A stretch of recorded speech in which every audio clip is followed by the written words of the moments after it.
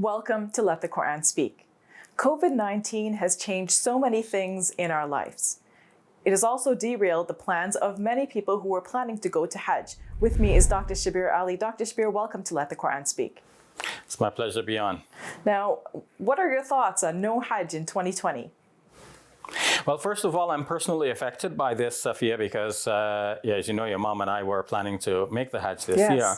And those plans have now been dashed. And of course, under COVID-19, given the present situation, even if the Hajj was open, I doubt, given our present knowledge of how the virus is spreading, that we would have decided to go along. I'm thankful myself that you're not going because, your health is important. I know our children wouldn't have let us anyway. Yes. So, Dr. Shabir, what is your advice for people who were planning to do the Hajj? Because many people, like yourself, Hajj is a very arduous journey, and people start planning from way ahead, months ahead. I guess many people started applying maybe in January to go for Hajj, right? Yes, So there are two things. One are the practical considerations and planning, but two is the whole life-changing experience. And I want to address these in turn. So as for the planning, because the Hajj, actually the Hajj itself involves only a few days, 5 days maximum, but to fulfill all of the basic requirements. But people, in addition to that, they would want to go in there into the sacred territory, relax a bit, perform some additional rituals, and they would want to visit the city of the Prophet Muhammad, on whom be peace, which is not a part of the Hajj requirement, but it is something that pilgrims do anyway, because all of the pilgrimage rites are done in and around Mecca, and the Prophet Muhammad, peace be upon him, had migrated from his hometown Mecca to where he spent the last years of his life, the city of Medina, which is now known as the city of the Prophet, and that's where he died, and his mosque remains. So Muslims want to visit that. If you're going to enter the Kingdom of Saudi Arabia from long distances, then this is a one-time opportunity for you to use that golden chance to visit the Prophet's mosque as well. So this becomes almost like a standard part of the entire Hajj journey. And so the whole procedure and all of these would involve 10 days, 15 days, sometimes 3 weeks, depending on the package people choose. And obviously, although we said that the Hajj only requires a few days, not everybody can go in on the same day. Otherwise, the airports would not have the capacity to receive all of these international flights in one day. And so all of these scheduling issues make it necessary to reserve at least 2 weeks, maybe 10 days, if you want to cut it to the bone for the Hajj. And this means that folks have to arrange time off from work. They have to pick a convenient time. If you have young children with you and you're not planning to take them with you on the Hajj journey, naturally, then you want to arrange for some family members to look after your children. People go through a lot of effort to make this work. Sometimes they visit another country where, they have a sister so that they can leave the children with the sister. They proceed on to perform the pilgrimage to go back to retrieve their children, and then they come back to Canada or the United States or wherever it may be.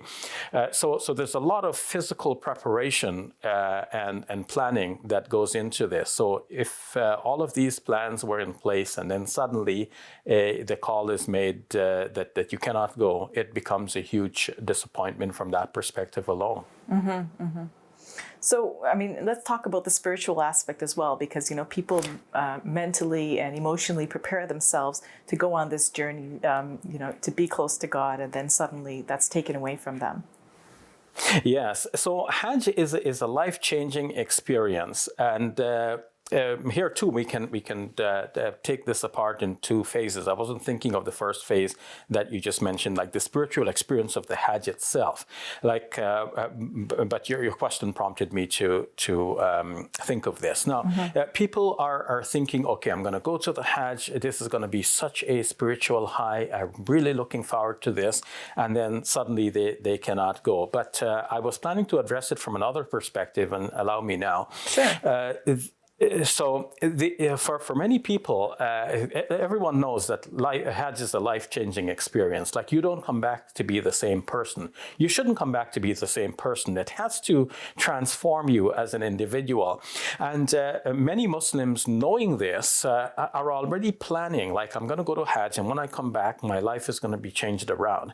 If somebody was involved in some sort of business that has some questionable aspects, he's already thinking, when I come back, I'm going to quit that business. Or, people are already thinking of how they're going to turn their lives around to reflect the fact that Hajj is that life-changing spiritual experience. So they want to get close to God after that Hajj. And so they already have in mind how their lives are going to be after the Hajj. And now, if there is no Hajj, then what does that mean for the after Hajj life?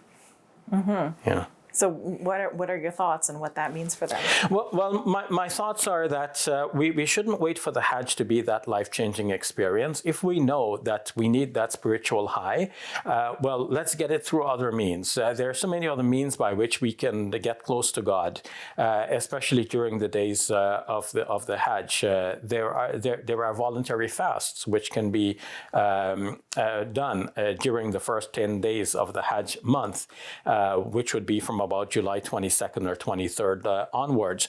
There is the fasting on the 9th day of Dhul Hijjah itself. That's the great day of the Hajj, and one day before the Eid. There is the Eid itself, which will fall on the 31st of July this year.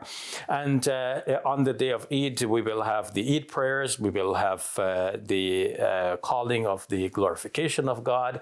There is the sacrifice, which can be done all over the world to commemorate the sacrifice of Abraham. And that life-changing experience that would have come after Hajj, let it come anyhow, even without the Hajj, because that has a lot to do with a person's determination. One may go to Hajj and come back and still be the culprit that he or she was before. Or one may not make the Hajj, but become a saint just with the ordinary practices of Islam and the remembrance of God. Thank you for sharing that hopeful message, Dr. Shabir, because there's no guarantee that in 2021 that there will be Hajj. So, we do have to work on turning our life around even now. Exactly. And, for the, if I'm to cap that off with just a quick thought, Sophia, sure. And naturally, we have all of our lives to worship God, and the beginning of our life of worshiping God is today. It's not after Hajj. Thank you for that. Thank you. You're welcome.